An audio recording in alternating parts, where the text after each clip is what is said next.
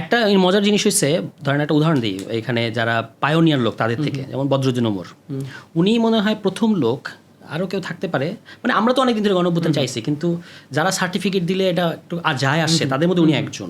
তো উনি হলো গণঅভ্যুত্থানের এক সপ্তাহ আগে পত্রিকায় সাক্ষাৎকারে বলছে যে 3টা গণঅভ্যুত্থানের মধ্যে এইটা সবচেয়ে ব্যাপক, মাত্রাগত দিক থেকে, তাৎপর্যগত দিক থেকে, 2 দিক থেকে। এটা ছিল তার তখন পজিশন, এটা ফলাও করে তখন ছাপা হয়েছে, তখনও হাসিনা পতন হয় নাই।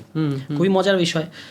এবার উনি আবার 1 বছর পরে, মানে মারা যাওয়ার আগে, প্রেস ক্লাবের একটা প্রোগ্রামে, ততদিন গণঅভ্যুত্থান ঘটে গেছে, 6-7 মাস হয়েছে, আমাদের নানা ধরনের এক্সপিরিয়েন্স তৈরি হয়েছে, ফিলিং তৈরি হয়েছে এই সরকারের ব্যাপারে।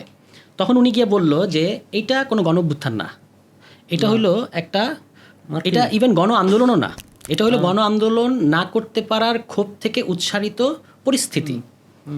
তা আমি একই লোক যে 1 বছর আগে বলছে এইটা, পরে 1 বছর পরে এটা বললো, কারণ কি? এটা আমি অনেক বোঝার চেষ্টা করছি।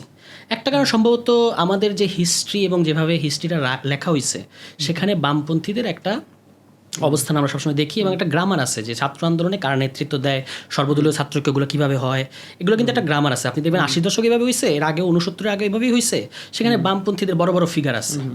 কিন্তু এইবার যে বৈষম্যবিরোধী ছাত্র আন্দোলন গ্রুপটা 158 সমন্বয়ক, এখানে কিন্তু এরকম কেউ নাই।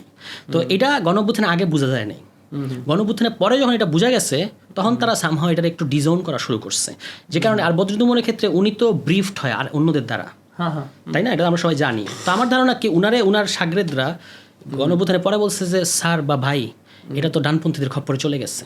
তখন উনি বলছে যে একটা ডানপন্থার উত্থান করতেছে, ছাত্র নেতৃত্ব একটু দক্ষিণপন্থী, এবং এটা ঠিক সেই অর্থে গণঅভ্যুত্থান না, এটা হচ্ছে গিয়ে গণঅভ্যুত্থান, মানে গণঅভ্যুত্থানের নিচের স্টেপ হলো গণ আন্দোলন। সেই গণ আন্দোলন না করতে পারলে মানুষের মধ্যে যে ক্ষোভ তৈরি হয়, সেই ক্ষোভ থেকে একটা পরিস্থিতি তৈরি হয়েছিল অগাস্টে।